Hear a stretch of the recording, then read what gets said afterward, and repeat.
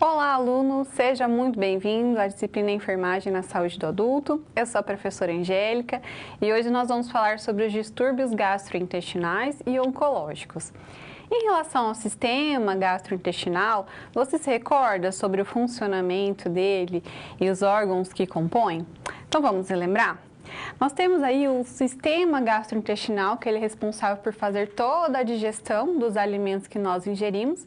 Então, o alimento passa pela boca, a gente vai triturar esse alimento com os dentes. Tem a glândula salivar, que ajuda nessa digestão, que se inicia na boca. A língua, ela faz a movimentação e ajuda na deglutição também do alimento. Ele vai passar pela faringe, para poder ali tem a glote, para esse alimento não ir para a traqueia, então para ele seguir para o canal do trato gastrointestinal, ele vai passar faringe, esôfago e aí ele chega lá no estômago. Lá no estômago a gente tem o suco gástrico, que é super ácido e vai fazer ali toda uma movimentação desse alimento ingerido para poder fazer digestão e com isso formar o quimo, certo? E depois a gente tem no trato, no intestino em si, nós vamos ter ali o duodeno, que é a primeira porção do intestino delgado, que é onde acontece a maior parte da absorção dos nutrientes. Então, ali a gente vai ter desembocado também o suco pancreático, que vem do pâncreas, que participa desse processo digestório também. Nós temos também o fígado, que ele produz aí a bile. A bile é armazenada na vesícula biliar e depois ela ejeta a bile, né, no duodeno. Então, ali é feita a maior absorção dos nutrientes. E aí, do duodeno, ele vai passar para o jejum, ilho, e depois do ilho a gente começa o intestino grosso. Então, seco, ascendente, transverso, descendente, sigmoide e reto, e depois a gente tem a eliminação das fezes. Então, nesse percurso do intestino grosso é onde acontece a maior parte da absorção de água, certo? Então, a gente vai, a partir dessa pincelada aí para você recordar sobre o funcionamento do sistema gastrointestinal, a gente vai, a partir desse conhecimento, entender alguns distúrbios que acontecem no sistema gastrointestinal. Além disso, nós vamos falar sobre o câncer, né, que é uma doença bastante frequente, que acomete aí a população de forma geral, crianças, idosos, adultos. Então, a gente vai entender o funcionamento das células, da alteração das células, mutações que acontecem, os tratamentos disponíveis também, certo? No quadro, a gente tem aqui duas figuras, então, para representar os assuntos que nós vamos abordar na aula de hoje. Entre os assuntos, os distúrbios gastrointestinais, nós temos a gastrite, a úlcera péptica, o abdômen agudo, a pancreatite, cirrose hepática, obstrução intestinal, a apendicite e doença biliar calculosa. Então, a gente vai focar nessas patologias que são bastante frequentes aí na população brasileira, e é importante você conhecer o que são esses distúrbios, né? Quais os sinais e sintomas, o tratamento e também a assistência de enfermagem em relação a elas. Assistência de enfermagem a afecções gastrointestinais e hepáticos 1. Nós vamos abordar agora sobre alguns distúrbios que acometem o estômago, que é a gastrite e a úlcera péptica. Antes, a gente vai ver aqui uma imagem onde a gente tem o aparelho gástrico, né? Todo o sistema gastrointestinal, como a gente pode ver no quadro, certo?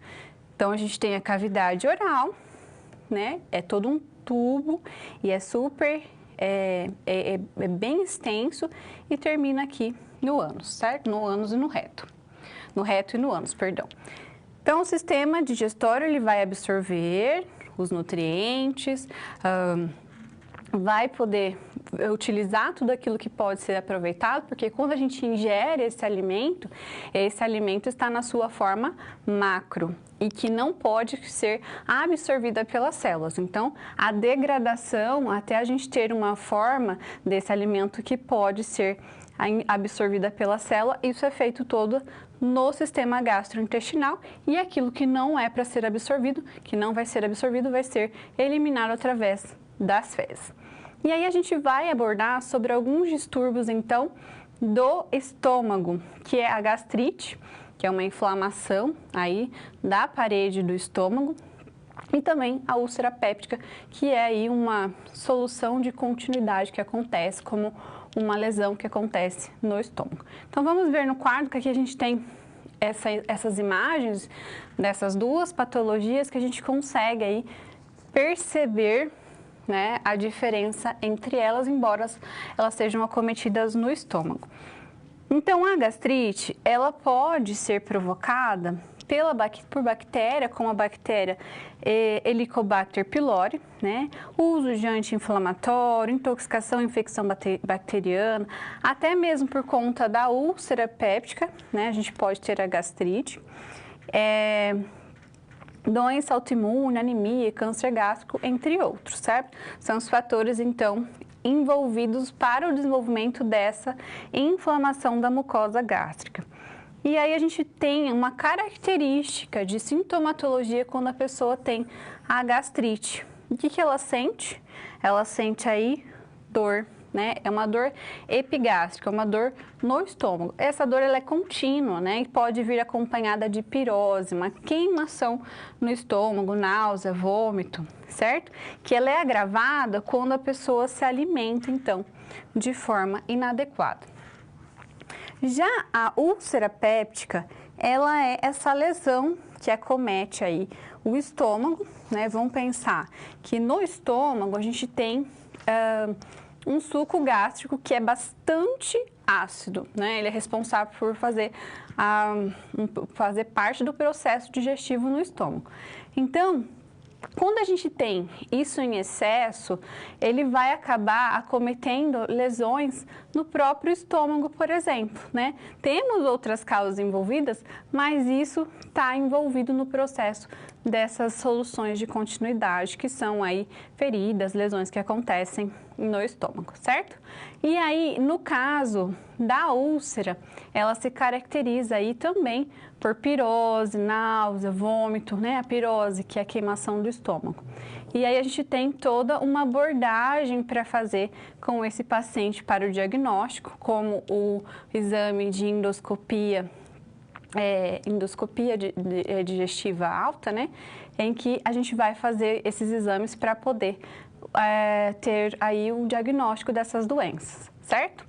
A endoscopia, na verdade. E aí, a gente também vai observar que tem algumas úlceras que podem cursar com hemorragias, com sangramentos. E aí, nesse caso, em alguns casos, a gente vai ter que fazer cirurgia também no caso das úlceras. A gente tem outros distúrbios, né? E esse agora que a gente vai falar é relacionado à diverticulite. Vamos ao quadro ver. Então, a diverticulite, ela vai acometer o divertículo, certo? Que são aí pequenas herniações, como vocês podem ver nessa imagem, saculares na parede do cólon, né? Só que quando ele tem um processo inflamatório, então a gente denomina aí diverticulite, certo? Com o aumento da pressão intraluminal, presença de bactérias por dieta pobre em fibras, constipação, obesidade, a gente tem esses fatores associados ao desenvolvimento, então, da diverticulite. E aí tem alguns sinais, como alteração do hábito intestinal, dor, febre baixa, náusea, anorexia, sangramento retal, anemia, né? Entre outros sintomas. O diagnóstico é através da colonoscopia, então, ao contrário da endoscopia, A endoscopia digestiva alta é um tubo flexível que é colocado aqui na boca até o estômago e a gente consegue imagens do estômago. A colonoscopia já é a introdução, né, de um tubo pelo ânus e a gente consegue ter essas imagens dessa parte inferior aqui do intestino. Então, é um modo de fazer o diagnóstico através desse exame, a gente consegue identificar a diverticulite. Outros distúrbios, nós vamos ver no quadro, é a obstrução intestinal. O que é obstrução intestinal? Né? É uma interrupção do fluxo de conteúdo intestinal de causa mecânica, certo? Então, a gente pode ter essa interrupção por conta de uma herniação, como a gente pode ver nessa imagem aqui, de adesões. Por exemplo, quando o paciente passou por cirurgia, pode ser que aconteça essas aderências. Por interceptações, como a gente pode observar nessa imagem, e por conta de volvo, né, quando tem aí a torção do intestino. Então, cada uma desses acometimentos, eles fazem com que a gente tenha a interrupção do fluxo de conteúdo, né, do intestino. E aí, esse acúmulo e êxtase de líquido e gases, né, por conta dessa obstrução, faz com que tenha proliferação bacteriana, aumento da produção de gás, com piora da distensão abdominal, pode evoluir para dificuldade de absorção, né, dos nutrientes por parte da mucosa e piora ainda mais a distensão. Então, há aí dor abdominal, náusea, vômitos, né, sinais de hipovolemia. A gente vai identificar a presença dessas obstruções através da tomografia de abdômen, exames laboratoriais, né? E o tratamento consiste aí na reposição de volemia, correção dos distúrbios eletrolíticos, analgesia, sondagem nasogástrica para drenagem e laparotomia exploratória para ressecção intestinal de colostomia. Então, em alguns casos, vai ter que fazer aí uma ostomia. O que é isso? É uma abertura, né? É onde a gente coloca aqui um intestino próximo a uma abertura exterior da parede abdominal. Então, a gente vai colocar um saco, que a gente chama de colostomia, onde a pessoa vai, então, ter as suas fezes e também gases sendo eliminada nessa bolsa de colostomia, certo? Então, a ostomia é o orifício, né, do intestino ali, exteriorizado na parede abdominal. E aí a gente consegue ter esse conteúdo e isso a gente acaba fazendo, né? Esse procedimento é feito cirurgicamente e precisa fazer nesses casos, muitos casos aí, de obstrução. Apendicite. Essa situação problema, ela vai falar sobre a apendicite. A apendicite é super recorrente, né? Nos pronto-socorros, né? Nos pacientes que a gente recebe de emergência. Esse paciente, ele tem ali uma dor que vai piorando, né? E a gente precisa ser rápido, porque há aí o problema, a complicação de ter uma perfusão do apêndice e aí a gente ter o extravasamento disso no peritônio. Mas vamos primeiro entender melhor a situação, o problema, para a gente falar melhor sobre a apendicite. Vamos ao quadro. Paciente André, 25 anos, passou na UBS, Unidade Básica de Saúde, do seu bairro, com dor abdominal importante. Após a avaliação do enfermeiro e do médico, foi solicitada a transferência do paciente para o Hospital Geral com hipótese de apendicite. Quais seriam os sinais e sintomas referentes à apendicite? Qual o tratamento indicado, né? Primeira coisa, a apendicite, ela é a inflamação do apêndice vermiforme. Professora, o que é esse apêndice, né? O apêndice, ele está localizado, como a gente pode observar aqui nessa imagem, ó. Ele está localizado no ceco, que é a primeira porção do intestino grosso, lembra? Termina ali o intestino delgado, inicia o intestino grosso, a gente tem o ceco. E aí, ele está nessa parte, só que ele não tem muita função, certo? O apêndice, ele não tem muita função. E aí a gente pode ter um acúmulo, né, de obstrução mesmo, e isso causar um processo inflamatório. E vai aumentar a pressão intraluminal, vai ativar a inflamação, necrose, e essa é a complicação, né? Porque pode cursar com perfuração, certo? E aí, se ocorre essa perfuração, a gente tem substâncias, né, do interior do intestino, como fezes, que vão se extravasar para a cavidade peritoneal, levando então à peritonite. Professora, o que é peritonite, né? Nós temos aí uma camada, um tecido que reveste, né, a parede interna do abdômen e também que chama peritônio. E também esse mesmo tecido ele reveste aí os órgãos abdominais, certo? Então, se a gente tem um extravasamento de líquido, né, de algum material como fezes nesse local, a gente pode causar inflamação e infecção dessa camada toda aqui, desse tecido todo que está revestindo tudo, né, no abdômen. E isso é uma complicação bastante importante do ponto de vista clínico. Nem todos os casos de apendicite vão cursar com essa complicação, né? A gente considera que isso não é tão frequente, mas como pode acontecer, a agilidade, né, para fazer aí o encaminhamento desse paciente para o centro cirúrgico, ele deve ser super rápido, certo? Então, vamos ver no quadro, porque para identificar a apendicite, como eu falei, o paciente apresenta uma dor que vai piorando, né? E o exame físico, então, a gente tem alguns sinais que são muito característicos de apendicite, como, por exemplo, o sinal de Brumberg, né? Então, além do abdômen que ele vai estar um pouco distendido, dor à palpação superficial e profunda, auscultos, ruídos hidroaéreos vão estar diminuindo, esse sinal aqui, ele vai estar positivo. O que é esse sinal, professor? Quando a gente faz aí a compressão e no momento da descompressão brusca da fossa ilíaca direita, o paciente sente dor, né? Porque é nessa região de fossa ilíaca direita que a gente tem o apêndice, certo? E a gente tem outros sinais, como o sinal de Pessoas, né? Que é a dor, a extensão passiva da articulação coxo-femoral direita. A gente tem também a dor, sinal do obturador, que é dor na rotação interna da coxa fletida.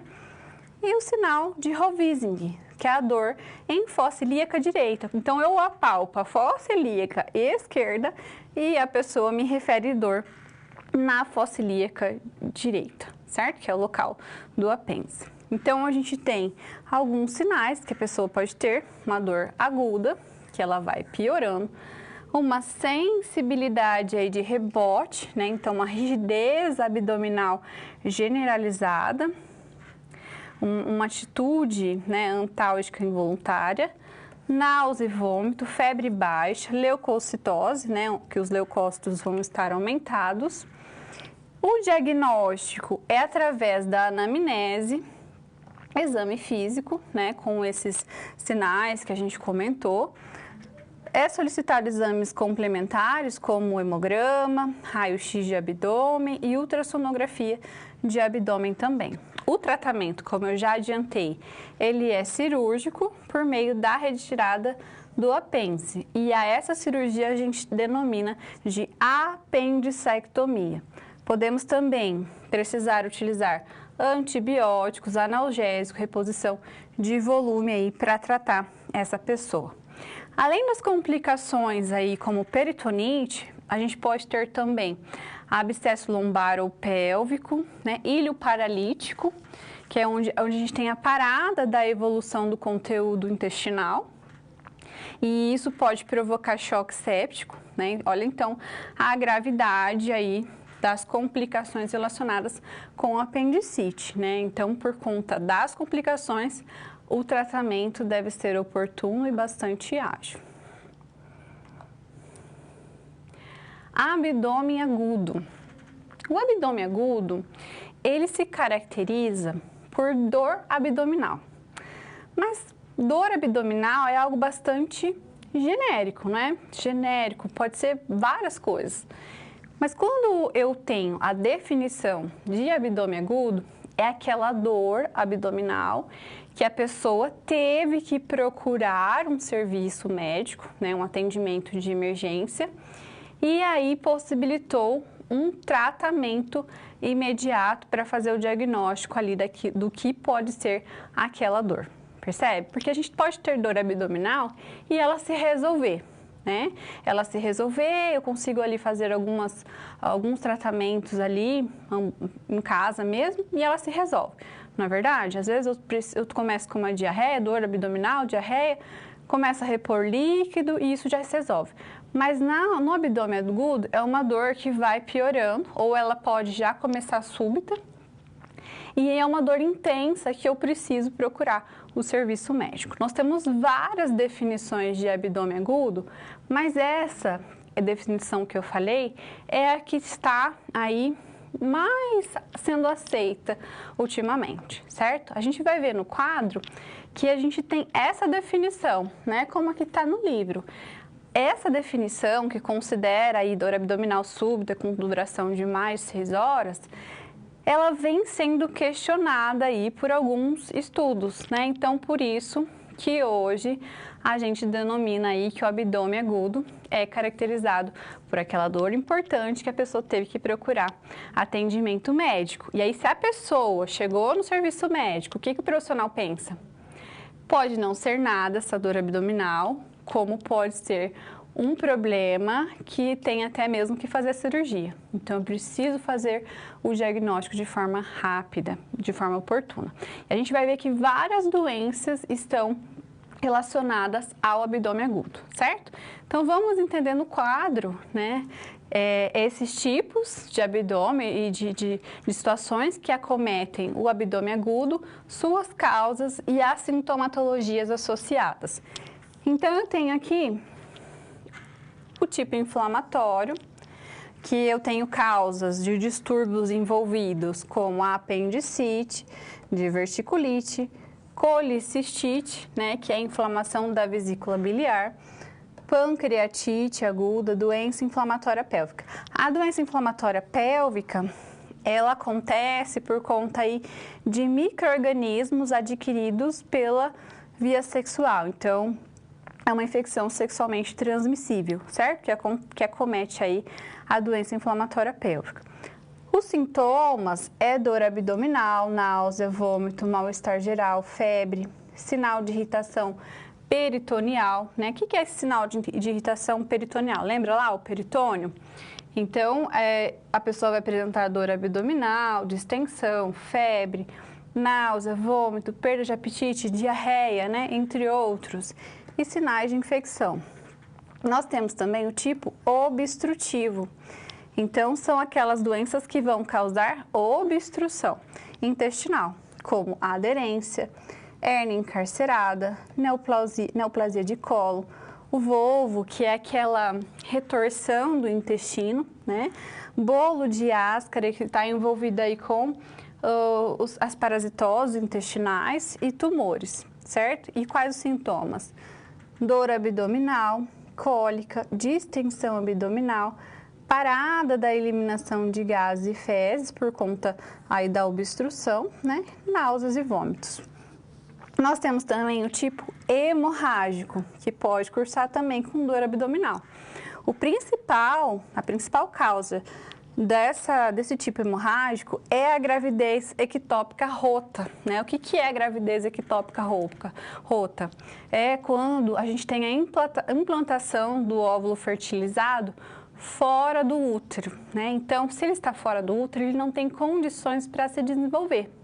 E se ele acaba se rompendo, isso é algo que pode gerar uma gravidade, que pode ser fatal. Então, a gente precisa também ser ágil no atendimento a essa mulher e cursa com hemorragia, certo? Nós temos ainda outras causas hemorrágicas, como o aneurisma de aorta, da artéria aorta, e ruptura de vísceras, né? Os sintomas, dor abdominal, síndrome hipovolêmica, né? Então, eu tenho uma baixa volemia circulante e sinais de irritação peritoneal. Perfurativo. Então, a úlcera gástrica, duodenal, perfurada, né? Perfuração de alça intestinal e corpo estranho. Então, os sintomas são dor abdominal de forte intensidade, abdômen em tábua, né? Esse abdômen em tábua é o retesamento dos músculos abdominais, irritação peritoneal, pneumoperitônio, né? Que é aí a presença de ar na cavidade abdominal, que pode ser devido a uma perfuração de vísceras, como é esse caso, história anterior de úlcera, certo? E nós temos também o tipo de doenças aí, de causas vasculares. Então, história de arteriopatias crônicas, infarto agudo do miocárdio, acidente vascular encefálico, eliminação de líquido necrótico, trombose arterial periférica, embolia arterial, trombose venosa mesentérica. E aqui eu faço um parênteses porque esse vaso mesentérico, ele é responsável pela drenagem intestinal, certo? Então, se eu tenho uma trombose ali, eu tenho uma interrupção do fluxo ali de sangue para o rim, certo? Para o intestino, perdão. Dor abdominal, irritação peritoneal, ausência de ruídos adventícios, sangue ao toque renal. Então, a gente tem aí todos essa abordagem, né, em relação ao abdômen agudo. Nós não caracterizamos o abdômen agudo quando ele é decorrente de um trauma. Aí a gente não entra nessas categorias que eu mencionei, tudo bem? Abdômen agudo. Nós vamos entender essa situação problema para poder aí aprofundar um pouco mais sobre abdômen agudo. Vamos entender no quadro. Então, a gente tem, né, esse paciente, CPM, 39 anos, ele deu entrada no PS, referindo mal-estar generalizado, dor abdominal com início agudo, né, há 3 horas, refere fazer tratamento de úlcera péptica, certo? E aí, ao exame, ele tá pálido, sudoreico, ansioso, tá com uma perfusão periférica diminuída, né, um tempo de enchimento capilar de 6 segundos, bastante demorado, né, para o enchimento, então indica essa perfusão diminuída. Pressão arterial 100 por 60 milímetros de mercúrio, uma frequência cardíaca elevada de 130 batimentos por minuto, pressão hipotenso, né? Taque dispneico com expansão diminuída, frequência respiratória de 24 respirações por minuto, abdômen globoso, tenso, em tábua, dor à palpação, percussão timpânica.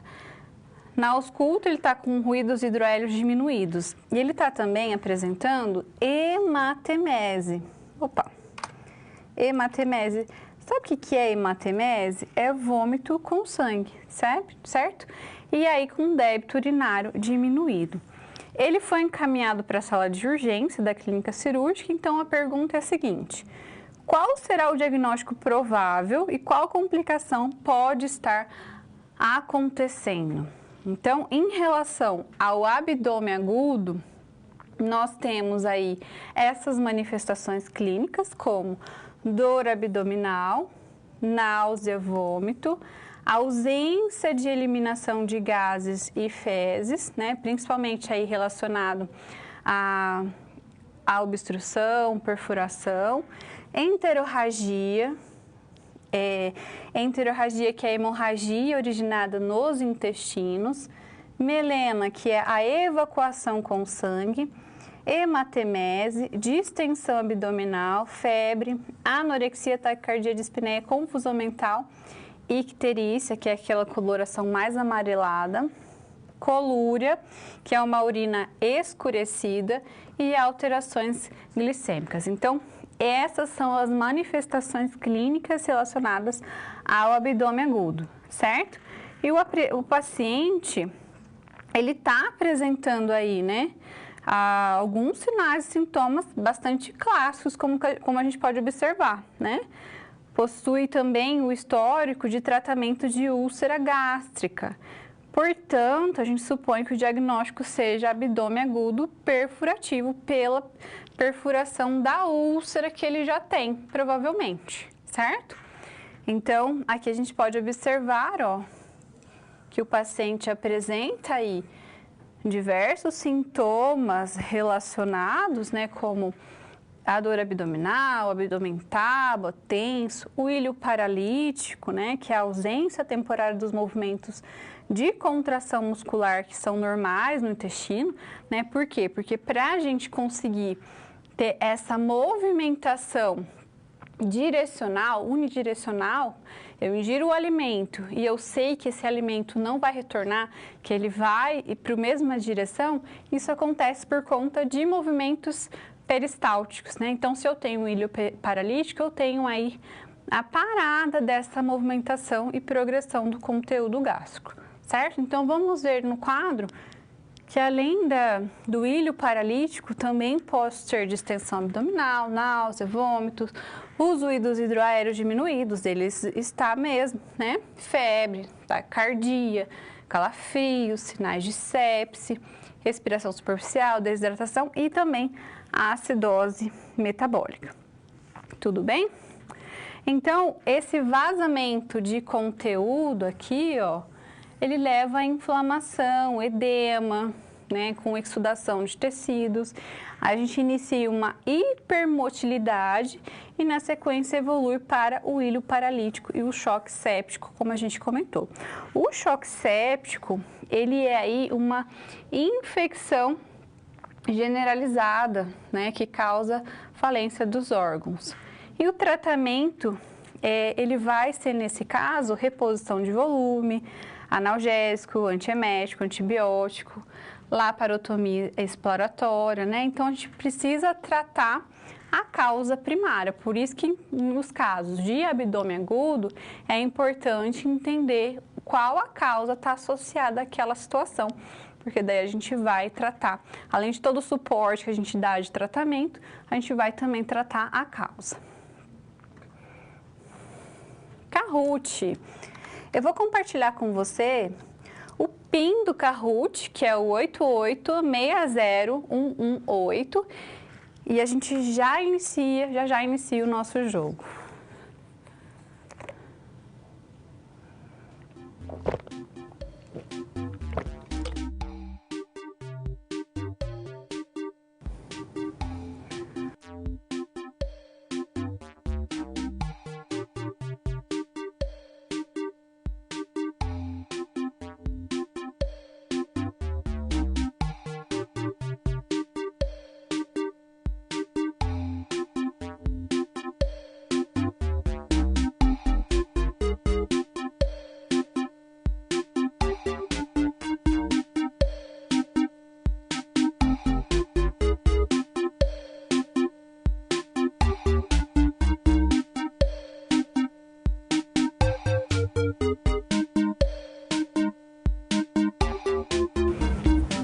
Vamos começar então o nosso Kahoot.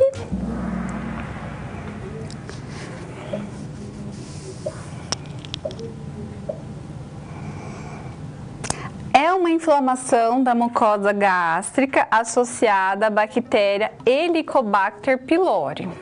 Gastrite, úlcera péptica, diverticulite ou obstrução intestinal.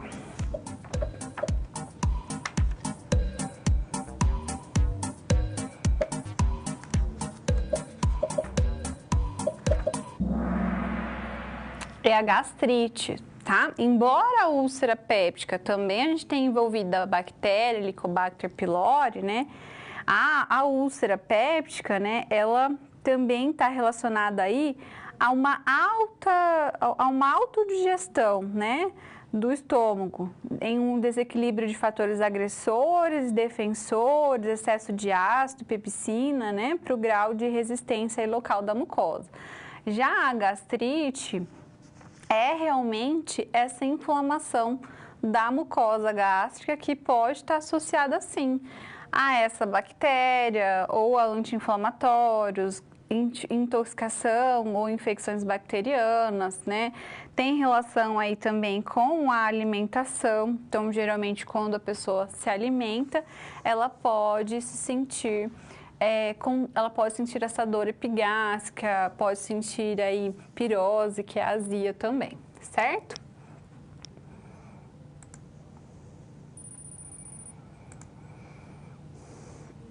Obstrução intestinal é a interrupção do fluxo de conteúdo intestinal de causa mecânica. Isso é verdadeiro ou falso?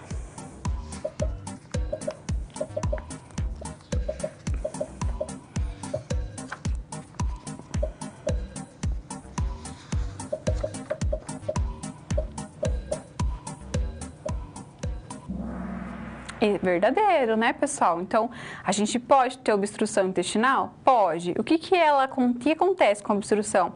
Há uma interrupção do fluxo do conteúdo intestinal. Não tem a passagem ali do bolo fecal, certo? E aí, isso pode ser causada, né, no intestino delgado por aderência, hérnias, no intestino grosso por tumores, fecalomas, vóvulos, que é aquela torção do intestino, certo? Então, tem algumas causas aí associadas à obstrução intestinal.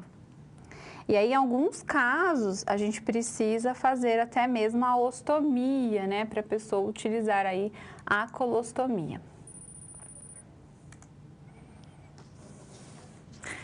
Uma complicação da apendicite é a peritonite, inflamação do tecido que reveste a parede interna do abdômen e seus órgãos. Isso é verdadeiro ou falso?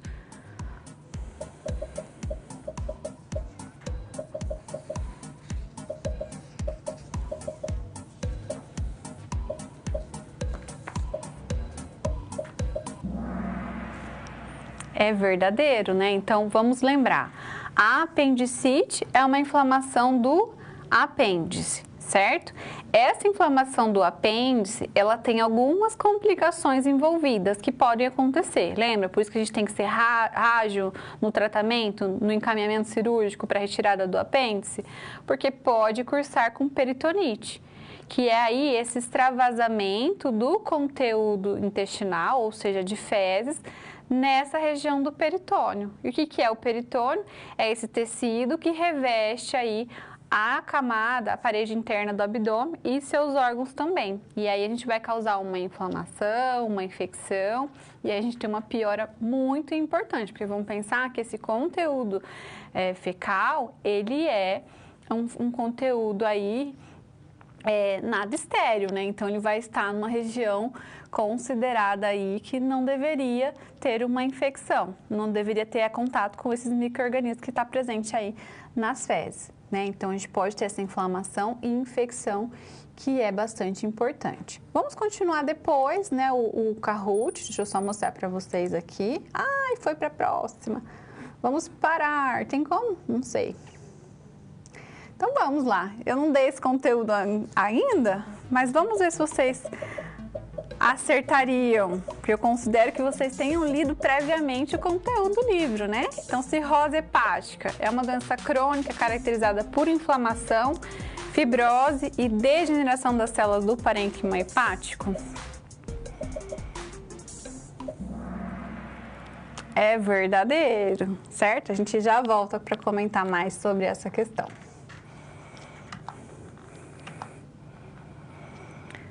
Assistência de enfermagem a afecções gastrointestinais e hepáticas 2. Nós vamos abordar agora sobre a pancreatite. O que é a pancreatite? É uma inflamação no pâncreas. O pâncreas, ele é uma glândula, né, que ele vai secretar hormônios, estão envolvidos no controle da glicose, mas ele também libera o suco pancreático, né, onde a gente tem aí algumas enzimas que vão ajudar na degradação do conteúdo alimentar, certo? E aí, quando a gente tem a pancreatite, é como se a gente tivesse uma resposta inflamatória em que o pâncreas, ele começa uma autodigestão dele mesmo, certo? E a gente pode ter uma gravidade importante ou uma gravidade não tão importante quando acontece isso. Vamos entender melhor, então, no quadro. Quando a gente tem, então, a pancreatite, né, que é esse processo inflamatório do pâncreas, ele vai gerar, então, essa complexa cascata de eventos imunológicos, podendo até mesmo afetar a homeostasia, né? Então, ele vai alterar a coagulação, está associado, então, com a gravidade da patologia. A gente tem algumas classificações aí para definir de acordo com como acontece esse acometimento da pancreatite. Então, eu posso ter a pancreatite aguda, que é um processo inflamatório agudo do pâncreas, com envolvimento variável de tecidos regionais ou sistemas à distância, certo?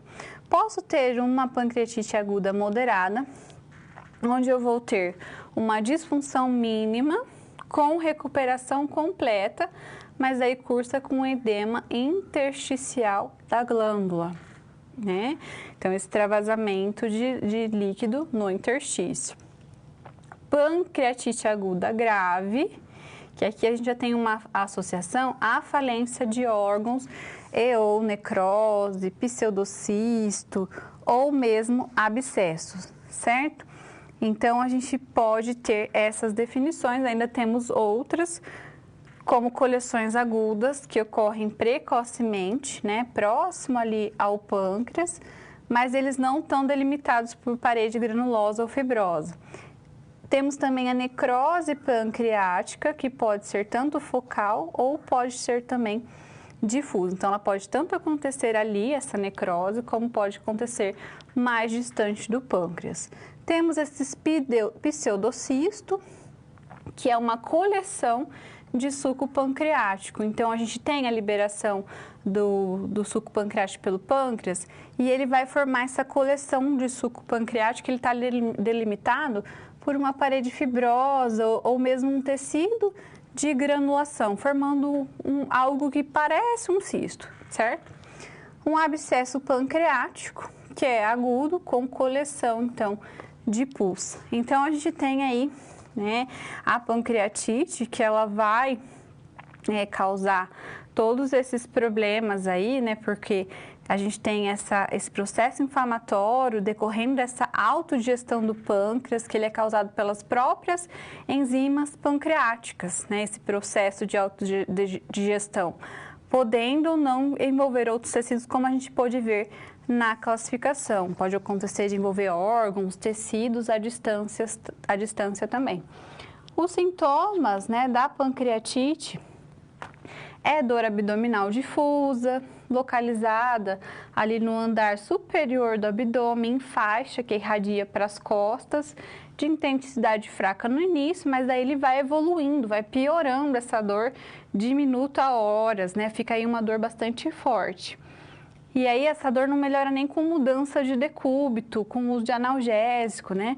E frequentemente ele é acompanhado de náusea e vômito. Pode apresentar também febre, desidratação, taquicardia, hipotensão, dor, né? A palpação abdominal, até mesmo a irritação peritoneal, né? E também hematoma periumbilical e ou flancos da parede abdominal.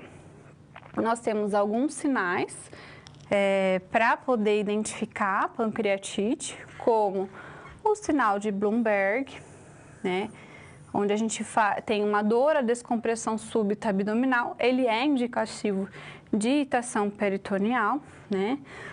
O sinal de Collen, que é uma equimose aí periumbilical, né, como a gente pode ver aqui na imagem, como eu já tinha falado, que ele pode cursar com esse sinal, né? Sinal de Grey-Turner, né, que é a equimose nos flancos, e aí a gente pode ter aí a causa de hemorragia peritoneal.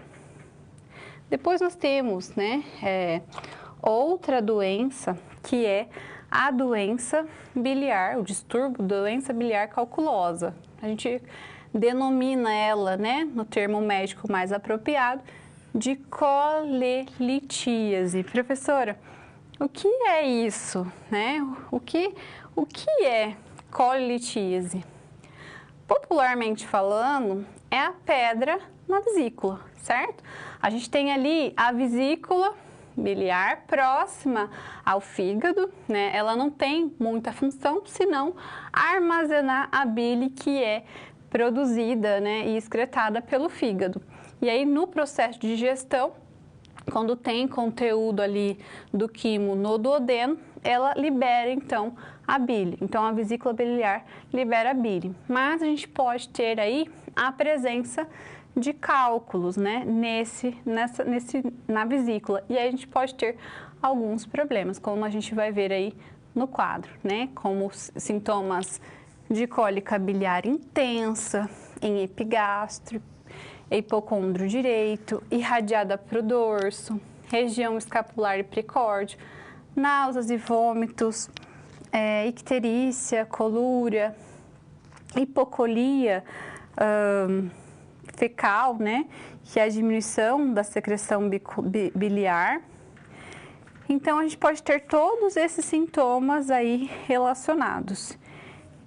E a gente tem ainda alguns sinais no exame físico para poder identificar a doença calculosa, né? A doença biliar calculosa, como sinal de MERP, que ele é positivo quando há parada brusca da inspiração durante a compressão do ponto.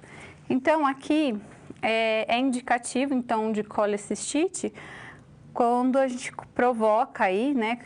Consiste aí em provocar dor pela palpação das vesículas biliar durante a inspiração profunda e a pessoa vai sentir dor, certo? Então, a bile, ela é formada pela mistura de várias substâncias, né, entre elas o colesterol, responsável pela imensa maioria da formação de cálculos, que impedem, então, o fluxo de bile para o intestino e aí causa uma inflamação, que é a colecistite. Certo? O tratamento, então, é a dissolução química dos coágulos, a litotripsia, que são ondas de choques para poder diminuir o conteúdo desses cálculos, né? E também remoção cirúrgica da bile, a colicectomia, certo?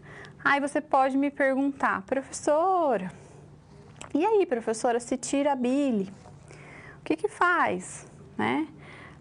Aí não tem muito problema, né, a retirada dela, né, porque ela é utilizada realmente mais para armazenamento da bile. A produção em si, ela é feita pelo fígado. Cirrose hepática. Vamos entender essa situação, problema, sobre a cirrose hepática, que é uma doença, um distúrbio que acomete o fígado. Então, nós vamos entender aí como que se dá, né, essa doença, as causas relacionadas, o que é de fato a cirrose a partir dessa situação problema. Vamos lá no quadro.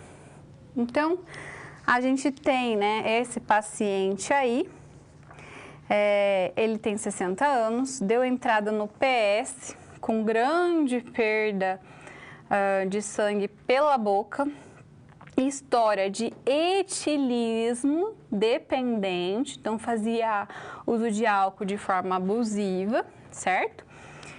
Ele está, né, ao exame pálido, sudoreico, ictérico, edemaciado, com uma escala de coma de Glasgow de 9, vamos lembrar que de 9 a 12 ele constitui uma lesão moderada, certo?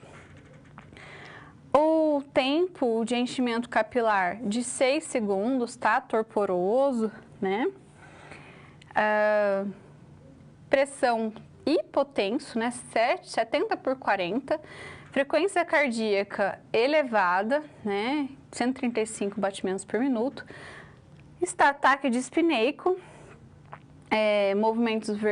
murmúrios vesiculares diminuído, estertoração difusa, frequência respiratória 40 batimentos por minuto, saturação de O2, né, de 85%, o abdômen dele está distendido, com uma acidez, rede venosa visível, bastante característico isso de cirrose, percussão maciça, ruídos hidroaéreos com dificuldade de ausculta, E aí ele apresenta, ó, hepatomegalia. O que é hepatomegalia? É um fígado aumentado. O tamanho do fígado dele está aumentado. Ele apresenta também a esplenomegalia, que é quando o baço está aumentado, certo? Débito urinário diminuído, colúrica, perda de peso e emagrecimento. Aí ele tem alguns exames alterados, né? Então, o TGO e o TGP dele estão aumentados, né? São enzimas ali que, quando aumentadas, indicam alteração do funcionamento do fígado. Nós temos a gama, também aumentada, né? Indica problema de fígado, obstrução biliar. O GT, né? Que quando aumentado ele indica problema no fígado também, né?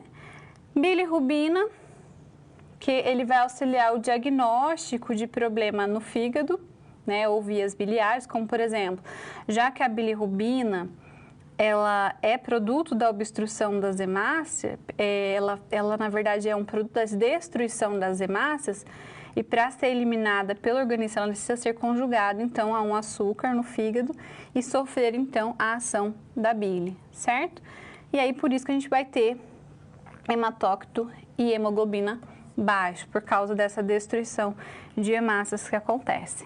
E aí a pergunta é a seguinte: qual patologia comete esse paciente e quais diagnósticos de enfermagem para esse caso?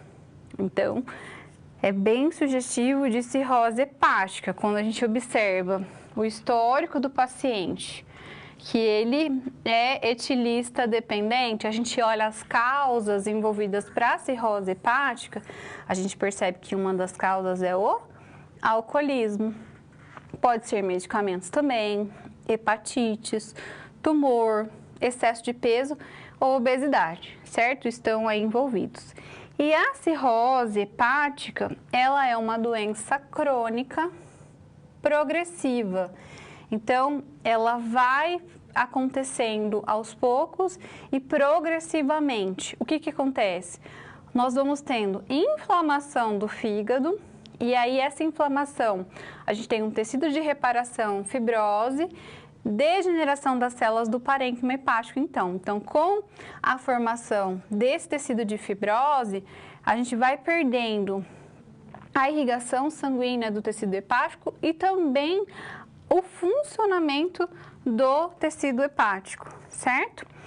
Então, aí a gente tem essa condição de cirrose.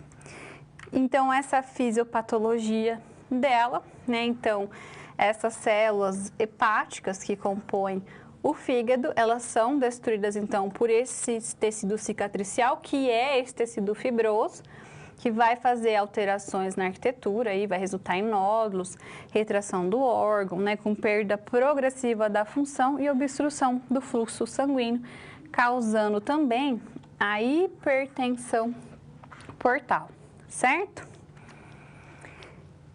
Algumas manifestações clínicas. A pessoa pode apresentar sangramento, edema, rede venosa visível, que é um dos sinais que esse paciente apresenta, deficiência nutricional, fadiga, náusea, fraqueza, a alteração do nível de consciência. A gente percebe também que ele está com uma alteração aí comprometida, certo?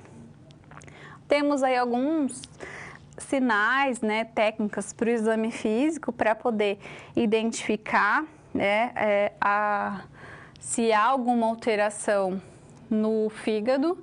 Então, a gente tem nessas técnicas a procura, né, se a gente consegue palpar o fígado. Vamos lembrar que ele está à direita, né, e a gente faz a palpação final da costela. Normalmente, se tiver tudo bem, né, não é para sentir fígado.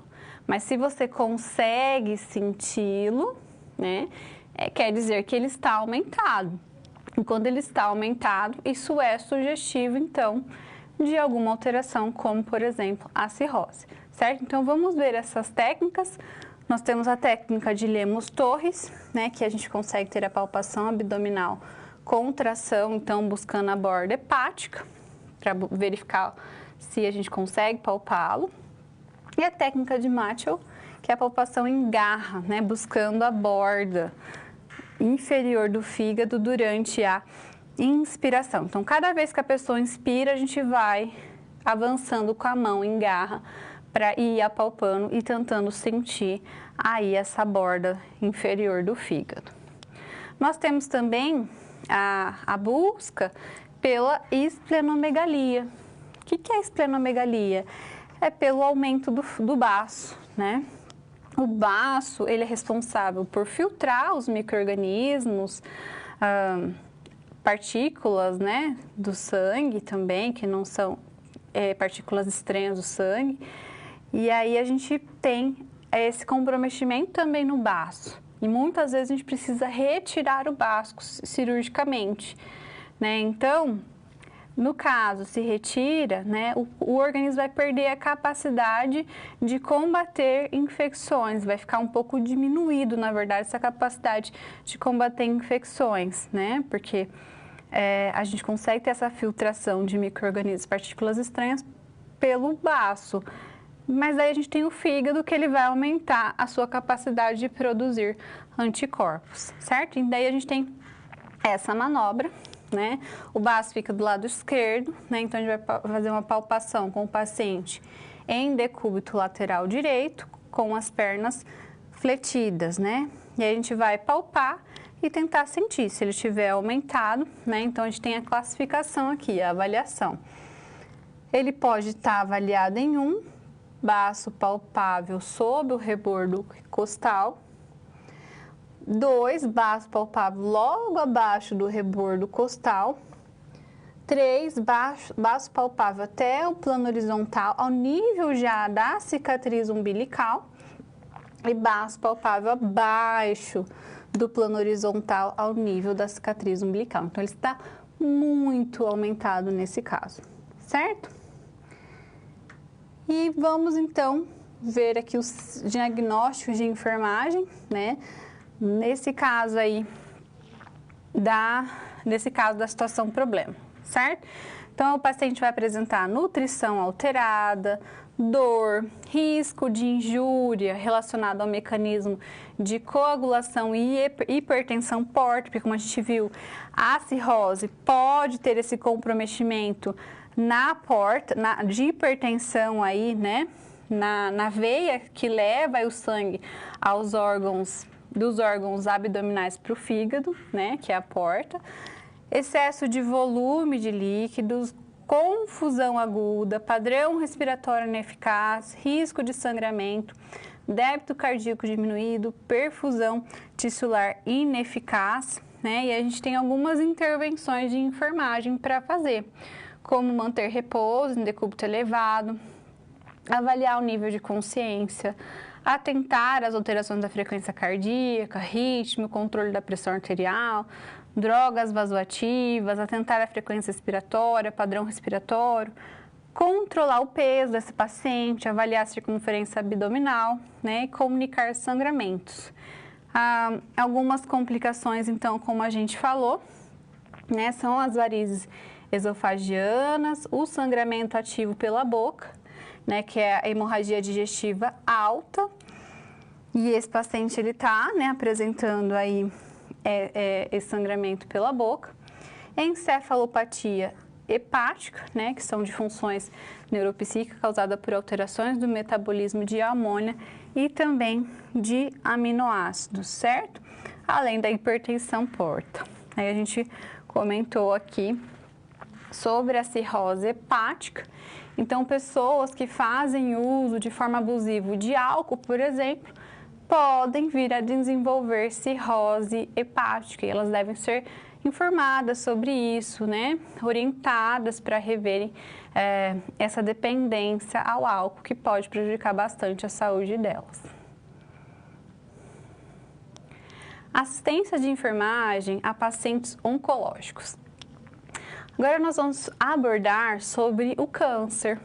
Como será que surge um câncer? Será que qualquer pessoa pode ter câncer? O que está envolvido para o desenvolvimento de um câncer? Vamos entender isso então no quadro.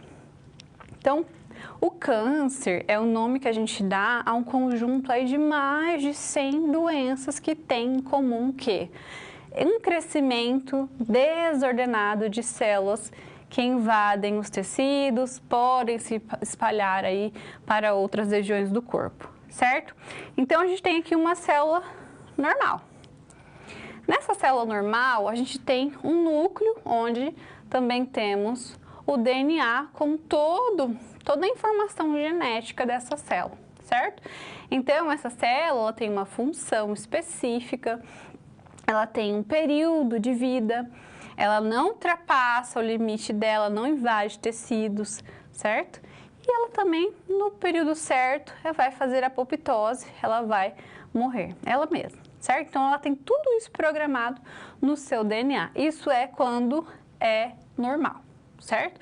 Só que quando a gente tem o câncer, algumas alterações acontecem nessa célula, a gente vai falar melhor sobre isso, que provoca, então, essa multiplicação desordenada dessa célula. Então, ela tem um extravasamento dessas células para outros tecidos, pode também acometer outros órgãos, certo? Então, a gente vai observar no quadro, né, que nós temos uma denominação que é a oncogênese e a carcinogênese, que são termos aí bastante utilizados para designar esse processo de desenvolvimento de uma neoplasia, né? Desde as alterações mais precoces do DNA celular até a formação de um câncer. Os tipos mais comuns entre os homens brasileiros é o câncer de pulmão, de próstata, intestino, estômago, cavidade oral, e nas mulheres mama, intestino, colo do útero, pulmão e estômago. E aí, quando a pessoa recebe esse diagnóstico de câncer, geralmente as pessoas levam um susto, né? Para elas é algo fatal, estou morrendo, é basicamente isso. Mas você vai entender agora que para a gente ter aí o surgimento de um câncer, que tem aí 1 a 2 centímetros, por exemplo, a gente precisa de anos de formação, precisa de um período bastante longo. Então, se a gente consegue detectar essa célula alterada ou esse início de reprodução, de desenvolvimento desordenado da célula, a gente consegue ter 100% em muitos casos de cura. Só que se essa célula que cresceu desordenadamente já tiver invadido o tecido ou tiver feito metástase, aí essa possibilidade de cura, ela reduz bastante daí realmente. A gente vai observar nessa figura, né, todo esse progresso. Então, eu tenho aqui, ó, uma única célula que o seu DNA sofreu mutação, certo? A gente vai entender por que pode acontecer essa mutação. E aí ela começa a crescer, ó. Percebe que ela vai crescer e tomar o espaço de outras células, né? E a gente tem a hiperplasia. Depois a gente vai ter o carcinoma in situ, né? Ela cresce muito mais, a gente já tem células aqui, ó, malignas realmente. E aqui a gente já tem um câncer invasivo, né? Que ele já invade aí outros locais. E se ele pode também chegar ao sistema linfático, por exemplo, e ele pode entrar na corrente sanguínea e ter câncer, aí se desenvolver em outras partes do corpo, no osso, no joelho, no útero, enfim, qualquer parte do corpo, né? Ele vai se instalar e vai começar a se desenvolver, certo? Aí a gente tem algo que a gente chama de metástase, que daí é algo bastante grave, já está bastante evoluída a doença, certo? Nós vamos entender alguns fatores que podem estar relacionados aí a esse desenvolvimento neoplásico. Então, nós temos alguns agentes que eles são capazes de induzir uma agressão ao genoma. Então, eles conseguem fazer uma alteração do DNA, né? E aí, se eles alteram o DNA, ele perde aquela mensagem, aquela informação que ele tinha antes disso acontecer, do seu desenvolvimento, daquilo que era para que ele fizesse realmente. E aí ele não é mais uma célula como antes, ele perde, então, a sua funcionalidade original. a essa modificação. Então, isso leva ao desenvolvimento neoplásico e, por exemplo, esses fatores biológicos, eles estão relacionados ao vírus do papiloma, né, o papiloma vírus humano, que ele é aí um vírus que é uma IST, uma infecção sexualmente transmissível, que é passado pela via sexual, está muito envolvido no câncer do colo do útero, né? Então, esse vírus, alguns tipos dele, eles têm o poder oncogênico, né? E aí eles podem alterar o genoma celular, certo? E a gente tem uma fase que a gente chama de iniciação dessa alteração, certo? E por isso que a gente pode, ao longo do tempo, vir a ter um câncer do colo do útero. Nós temos ainda outros fatores, como físicos, como o raio ultravioleta, então o câncer de pele é bastante frequente, né? Radiações ionizantes, como raio-x. Temos também os químicos, como aminas, hormônios, metais, a própria dieta, né? Então, nós temos aí vários agentes que podem vir a desenvolver o câncer, certo? E tem outro aspecto também, que é uma questão genética, porque às vezes a gente tem crianças desenvolvendo, às vezes ela não teve o tempo de estar exposta a todos esses agentes para desenvolver câncer, né? Mas o organismo, ele está exposto a múltiplos agentes, ele é capaz, então, de induzir a pessoa ao câncer, né? Que é aí denominados carcinogênicos, como eu falei. Independente da exposição a carcinogênicos, as células sofrem processos de mutação espontânea. E o sistema imunológico, ele atua no começo, ou ele vem para corrigir, ou mesmo para excluir essas células mutantes, mas a gente pode ter uma deficiência imunológica para fazer isso. E aí, isso, por conta da deficiência imunológica, a gente pode aumentar aí a incidência de neoplasias. E para fazer o diagnóstico é importante observar o histórico e o exame físico dessa pessoa, né?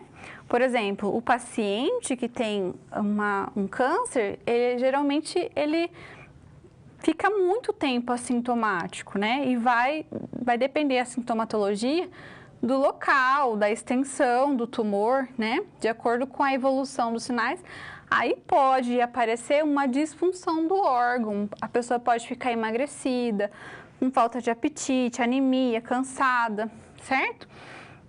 Nós vamos avaliar também os exames de imagem, como raio-x, tomografia, ressonância, entre outros. Temos alguns marcadores biológicos para câncer também e as citologias, né, que são aí resultados das biópsias. E aí, quando a gente tem esse diagnóstico, o que o médico vai fazer?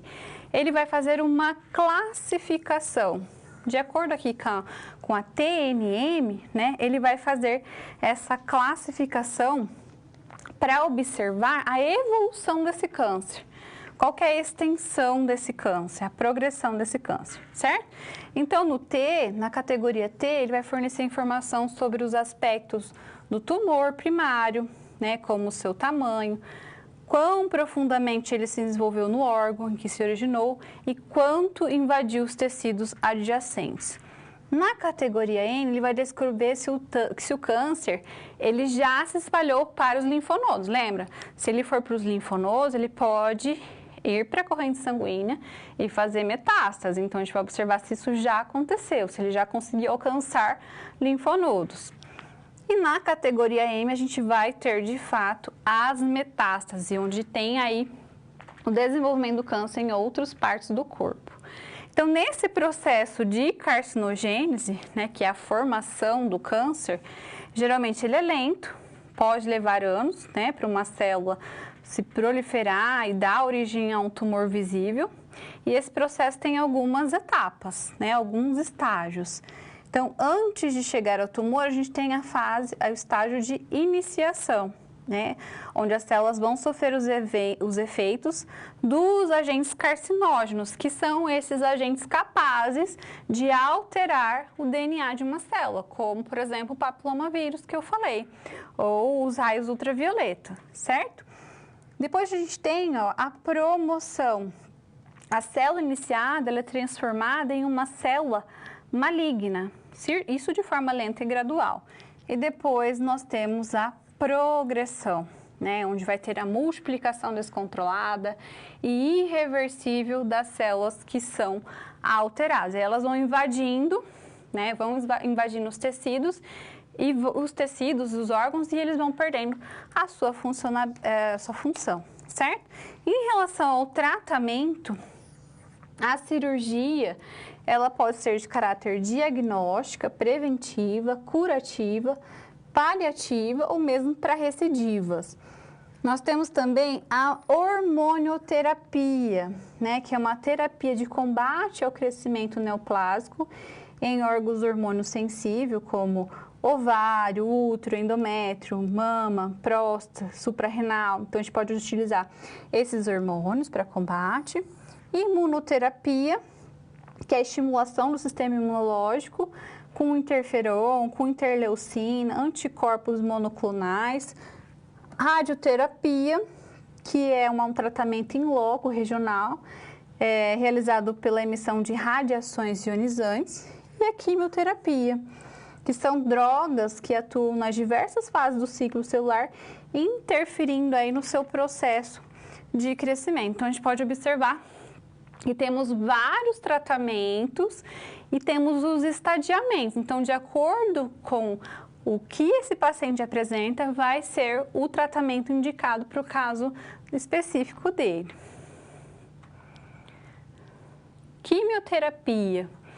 Nós vamos entender sobre a quimioterapia, né, no que tange aí aos dispositivos, através dessa situação problema. Vamos entender no quadro. O paciente José foi diagnosticado com câncer de estômago e ele realizou a cirurgia curativa, mas será associado a quimioterapia com finalidade potenciadora.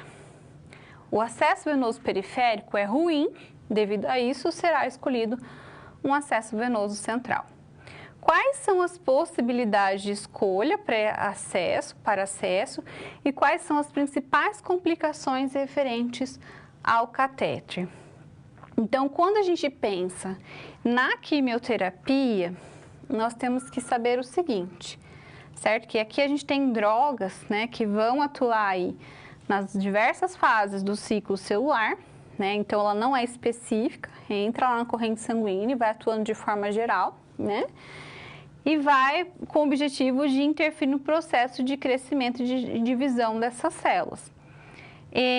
São tóxicas, né, aos tecidos e elas têm uma finalidades diversas para o seu uso. Então, eu posso ter uma quimioterapia com finalidade curativa, então eu vou fazer uso de drogas com a finalidade de ter aí um objetivo a ausência de evidência da doença, certo? Para curar. Posso ter também como finalidade paliativa, que eu quero aqui minimizar os sintomas decorrentes da proliferação tumoral. Então, nesse caso, geralmente quando a gente tem esse paciente com essa abordagem paliativa, é porque não tem mais a possibilidade de cura. Mas tem alguns casos que ele pode apresentar sintomas importantes que podem ser minimizados com o uso da quimioterapia. Então, para melhorar a qualidade de vida dele, então nós fazemos a quimioterapia paliativa. No caso do nosso paciente da situação problemática que a gente está avaliando, ele vai fazer uma quimioterapia potencializadora. Então, é utilizada simultaneamente a radioterapia. E aí ele tem o objetivo de realmente potencializar o efeito das drogas no local que está acontecendo a irradiação. Pode ser também com a finalidade adjuvante, então é administrada após o tratamento principal, pode ser cirúrgico ou radioterápico, e aí depois a gente faz a quimioterapia, certo? De forma aí complementar. E neoadjuvante, quando é administrada previamente ao tratamento definitivo. Então, antes do tratamento definitivo, a gente faz ali algumas sessões de quimioterapia e depois o tratamento definitivo, seja uma cirurgia, uma radioterapia, enfim. Porém, nós temos aí alguns pacientes que, infelizmente, ou chegam já no estágio do câncer bastante avançado, ou durante o processo, né, de tratamento acontece metástase, acontece evolução, e aí chega num momento em que não conseguimos mais ter cura, né? A gente não vai conseguir ter um avanço importante com esse tratamento. E aí o paciente entra no que nós chamamos de cuidados paliativos. Nesse momento de cuidados paliativos, o importante é que ele seja acompanhado por uma equipe multiprofissional que acompanhe o paciente e a sua família também, que esteja junto a ele. E aqui nós vamos dar medidas de conforto e medidas de suporte, né? Entendendo aí todas as questões psicológicas, emocionais e espirituais também, certo? Nesse momento aí que não há mais o que fazer. Então, dentro daquele período ainda que ele tem para viver, que ele tenha um mínimo de qualidade de vida. Para a gente resolver a situação do problema, então, nós vamos observar que ele vai, né, fazer um acesso venoso central, né, o nosso paciente, e aí, quando o tratamento quimioterápico ele não inclui drogas vesicantes, né, que são substâncias químicas que em contato com a pele ou mucosa produz lesão, né, ou mesmo quando não se prevê um longo período de tratamento, o acesso venoso periférico ele é bastante adequado e seguro. Agora, quando a gente tem tratamentos com duração superior a 6 meses, né, pode ter uma exaustão da rede venosa periférica por conta das drogas quimioterápicas, né, que são, na sua maioria, bastante vesicantes. E aí isso causar uma dificuldade de tratamento, exigindo então o uso do acesso venoso central, certo? Aquele acesso que vai desembocar direto no coração. As complicações então mais comuns dos catéteres podem ser a obstrução do catéter, infecções, ruptura do catéter, embolia aérea, dificuldade na coleta de sangue pelo catéter, certo? Então, como eu falei, quando a gente vai fazer essa quimioterapia prolongada, é importante, então, observar o uso de um acesso venoso prolongado. E aí, a indicação ou não de um catéter vai depender do quê? Se houve ou não aplicação de quimioterapia prévia, ou comprometimento da rede venosa, se a rede venosa ela é palpável ou palpável ao garroteamento, se apresenta um calibre razoável para fazer, né, a punção, tipos de medicamentos serão infundidos, duração do tratamento, frequência da aplicação. Agora, nesses casos, como eu falei, que o tratamento é longo, mais de 6 meses, é importante, desejável que seja um sistema implantável desde o início. Então, ou que seja um sistema semi-implantável ou um sistema implantável. Então, a grande vantagem dos sistemas implantáveis sobre o acesso venoso periférico é essa comodidade do tratamento, a segurança no manuseio. Então, a gente consegue aí ter até bastante benefícios em relação à prevenção de extravasamentos. Vamos aqui para o Kahoot. A gente tinha parado aqui nessa questão, né? A cirrose hepática é uma doença crônica. Agora você sabe que ela né? Que caracteriza-se por uma inflamação, causa fibrose, né? Um tecido aí cicatricial, que é a fibrose. E aí a gente vai perdendo a função do fígado.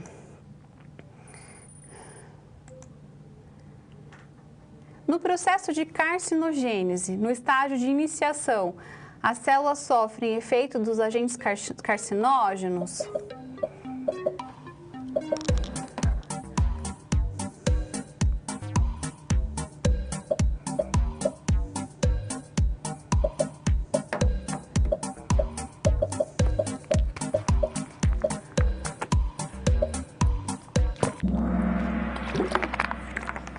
verdadeiro, né? É isso mesmo, tem aqueles agentes físicos, biológicos, químicos. Vamos para a última. A quimioterapia paliativa visa minimizar os sintomas decorrentes da proliferação tumoral, melhorando a qualidade de vida.